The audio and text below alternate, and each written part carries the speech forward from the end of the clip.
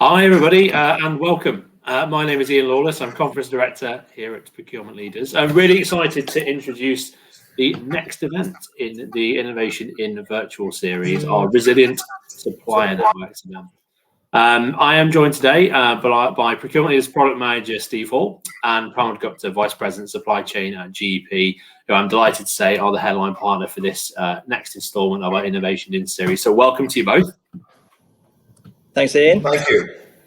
Great to have you here with us, and thanks very much for joining. I'll come back to you guys in a few moments' time, but just to give and set the picture and set the scene really for those that have joined us today, we're going to be exploring innovation in resilient supplier networks. Our businesses, our communities, and our supply chains are interconnected, as we all know, and interdependent. So knowing your suppliers, building that trust, achieving visibility, and building new approaches to risk management. And thinking through those greater potential localization versus globalization issues are some of the key considerations that we're going to be looking at across 3 days, where we are going to be discussing driving resilience, building partnerships, and mitigating risk in a volatile world. So just to break that down a little bit further, on day one, we're going to be exploring the components required to build resilient supplier networks and the skills, competencies, and relationships that need to be built to do so. Day two, we're going to look at mapping the supply chain to identify all those areas of weakness, how we can create greater visibility and transparency, and how to effectively create business continuity plans as well. Before day three rounds out with a look at identifying risk and driving resilience in a volatile world, where we're looking more at holistic risk management, looking at new and increasing areas of risk as well, such as both cybersecurity and financial. Some of the key sessions to really look out for, there's an awful lot, and there's some brilliant stuff to really have a good look at. We're going to be joined on day one for a keynote interview from Lufthansa Group SVP and CPO Angela Q. She's going to be discussing what's really required from global organisations in a really interesting space at the moment, such as the airline industry and travel industry. So one not to be missed there. Day two, we've got a really inspiring story from the procurement leadership team at Pfizer, as they talk us through resiliency, bringing hope, and the supply chain lessons that they've learned. Supporting the rollout for COVID-19 vaccine at scale and pace. Day three, we're focusing on new and emerging risk, as I mentioned before. We're going to be joined by experts in the field of cyber and information security with Natalia Oropeza, Chief Cybersecurity Officer at Siemens. She's going to be talking about tackling cybersecurity in the supply base and what procurement must do to manage that threat. And also a discussion between Jim Camelli, who's Global Chief Information Security Officer at Walgreens Boots Alliance, as he's joined by Global CPO Jim Townsend. They're going to talk about partnering for success and how that critical role of cyber and information security is really for a robust supply chain. And then just to round off some of those keynotes to look forward to, we've got Lynn Terrell, Chief Procurement Supply Chain Officer at Flex, who's going to be providing some brilliant insight across the 3 days of the event with a 3-part serialized interview around different facets required for successful leadership for supply chain and business resilience. Day one, she'll talk to us about how to position procurement supply chain for our businesses to enhance resilience. Day two, she'll talk about how to get your procurement and supply chain ready for a new world and the merits and possible pitfalls to watch out for around possible regionalization, before rounding out her insights on day three by discussing how technology and data can act as the catalyst for greater supply chain transparency, visibility, and risk mitigation. So an awful lot to look forward to from those keynotes. Other companies as well that are joining us. We've got participation from the likes of Jabil, Corning, Unilever, the World Bank, DuPont, Network Rail, Rolls-Royce, Rutgers Business School, Roche, Accenture, Danone, just to name a few. They're going to perform a lot of our breakout sessions, which are really a great opportunity for some practical insights, which is a really, really good opportunity to go into some more depth for bigger case studies and information and deep dives on great initiatives and projects that are currently working. So with that, we then have a brilliant lineup also of other thought leaders from leading solution providers and partners that are joining us, this time from the likes of Resolink, of Interos, Smart KYC, and Scout B and Basware. So some more fantastic thought leadership to look out for there. However, enough from me. I think that's enough positioning of what we're going to focus on next week. I'm going to bring back in Steve and Pramod now. As mentioned earlier, Steve, Product Manager at Procurement Leaders, Pramod from GEP, Vice President Supply Chain. I'll bring you both in for more of a discussion now around what we see from a unique vantage point of such a great thought leader in the market such as GEP. But over to you, Steve, to lead us through this section.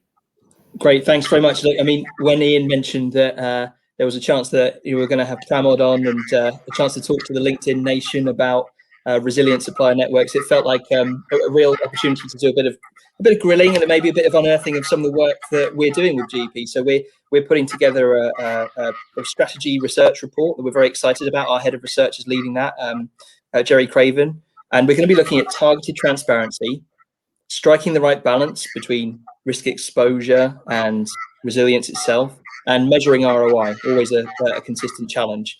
And I think the thing that I wanted to really get in front of you, Pramod, is I think one of the things we see is, you could say the view is that risk was the big story last year. We've moved through that, and here we are. The risk is largely behind us. But I think the more we talk to organisations, that's not the case. That there really is this focus on using this as a springboard to become more resilient. So talk to us a bit about this. Why is it so important that we focus on developing resilience at the moment?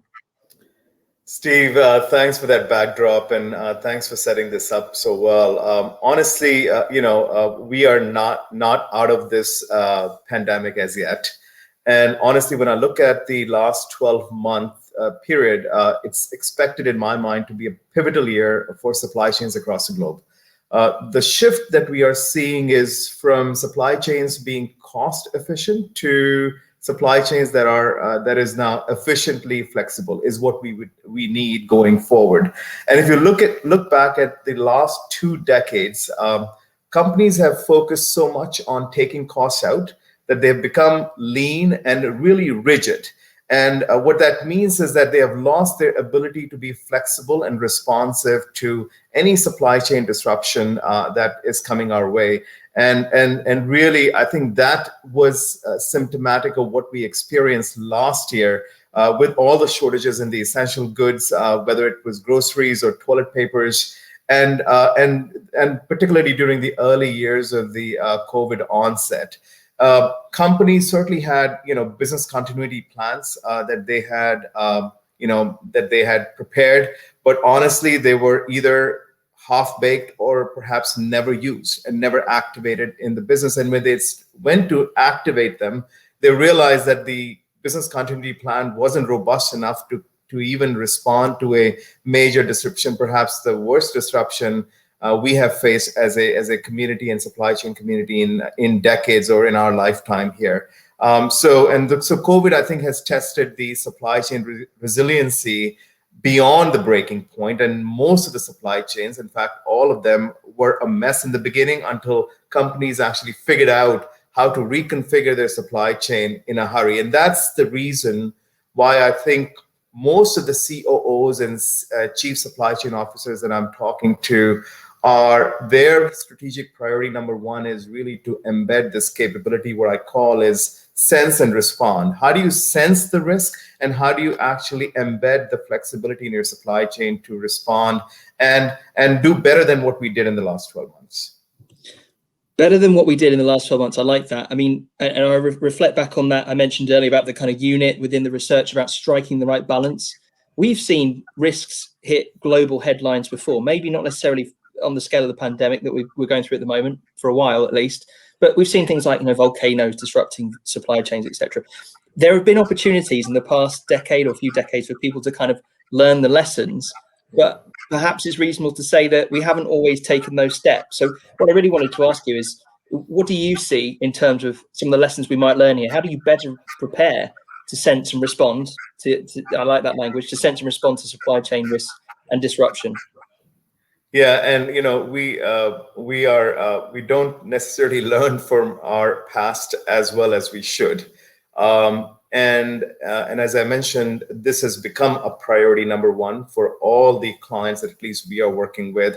And there are a couple of challenges with, and I'm going to break this into sense and respond. There are a couple of challenges in the sense space itself, where the signals that we are dealing with in terms of any environmental risks or business risks or political risks that is ensuing, say, a week from today or a month from today or 6 months from today, these are very weak signals. Right, and and they come and go, and we have very quick memory loss after they have hit us. Like, for example, the Suez Canal jam that just took place. I tell you, in the next 6 weeks, we'll forget about it. Right. So what companies need to be starting to think about is that how do we actually capture this risk on a systematic basis as part of your supply chain operations, and then incorporate that and to figure out how they're going to dispose this risk signal that they just saw. And so, for example, if and I know some companies actually do this pretty well, if there was a risk perhaps in Far East China with some political or some economic trade issues that we are dealing with, companies need to pick up that signal, take it back to your planning and procurement and supply chain teams to figure out what corrective actions we need to take actually to mitigate that risk, whether it is building inventory, whether it is expediting freight, whether it is perhaps adding an additional shift in your manufacturing operations. There are many things that can be done to actually respond to it. So I think the key is to create that, build that muscle. I give this example quite a bit, that we have fire drills all the time, right? By law, we are required to have a fire drill perhaps in any building, high-rise building, every 6 months. So people are ready to react. We don't have such fire drills for risks in supply chain. And I think that's where much of the investment and effort needs to be spent to actually be ready. I think that's fascinating, because it's some of the fundamentals need to be reconsidered. I really like the idea of the fire drill. I mean, it feels fairly basic, right? These are things that organizations need to have. We talk about contingency planning and things like that, but then a lot of the time around the world, you still see occasions where there's big companies, advanced procurement organizations, still doing single sourcing, and then they get in trouble, and you think absolutely this is going to happen. I think another area that's worth thinking about is just in time, whether that is still a viable piece, because in some cases it's necessary, and in some cases it can create a problem. Actually, we've been working with GEP recently on a white paper, which I'm going to ask the guys to put into the comments there, around is this the end of the just-in-time era? I think I won't spoil it for you, but I think the point we wanted to make was it is time to go back and reconsider some of the things that maybe we've held for granted. You can't do this because there's no way of measuring the value, for example. Well, guess what? You have to change something. So there's a lot that needs to be reconsidered. One thing that, Pramod, I really want to bring to you is that role of technology as well. I think perhaps in the past we haven't always had the case to look at some of the technology and analytics that maybe now we're realizing we really need if we're going to have the chance to understand the scale and the location of risk in the supply chain. But what do you think the role of technology is there? Technology is absolutely going to be critical in enabling what I call the transparency and the visibility that is prerequisite for companies to be able to respond to the risk, right? So you need to be, and what clients are doing is they are standing up what I call a risk satellite or a risk radar, which captures the risk from your tier one suppliers and then incorporates that into your supply chain. But for you to be able to flex your supply chain, you need to have the clear transparency and visibility on where things are in your supply chain. How are your suppliers operating? What flexibility they have?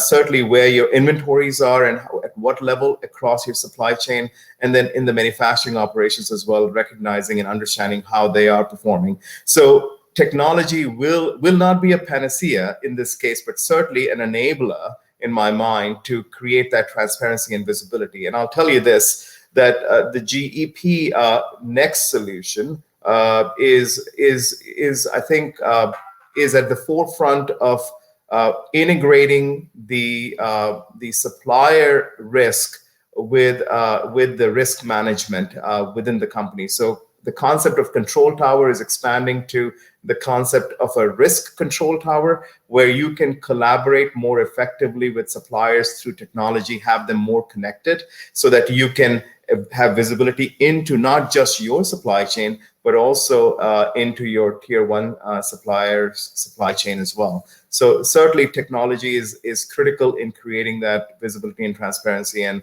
GP is doing some great work in terms of driving that. And if I may, just before we go, pull in a question that we have from the audience. So is it true any contingency plan needs a robust set of internal resources for success? If I may, I might spin that to you, Pramod, and just ask you a kind of parallel question. Are you seeing that there is more of a case at the moment for organizations to invest in technology and in risk management strategies? Perhaps, we'd all love to have lots of contingency plans and lots of alternatives, but there's only so much that you can invest in. Do you see that appetite increasing, either in your customers or in how you guys work with your solutions at GEP? Certainly in the mid-cap and large-cap client base, we are seeing significant push to stand up the control tower concept expeditiously. So that investment is already taking place. I know so many of clients in consumer goods, in retail, in specialty chemical space who are moving forward with it. So yes, absolutely. I think there is a huge push to actually stand that capability up. Excellent. Thank you very much, Pramod. And, it's been wonderful having a couple of questions in there. And guys, I will say, you've seen a couple of the resources, and you should also keep an eye out for our for the forthcoming report. This will be published in July. So we're starting out on the research now, but we're very keen to share the results with you. And of course, Resilient Supplier Networks is going to be a fantastic event where we can dive into detail into some of the pieces that Pramod was alluding to there. Ian, speaking of that, I'll hand back to you. Thank you very much, Steve, and Pramod, thank you very much for joining us today as part of this session as well. Some really insightful and thought-provoking issues we've talked about there. So really, very much appreciate it. Looking forward to what else we get to hear from GEP as our headline partner at the event in a few weeks' time as well. Thank you, Ian. Thank you, Steve.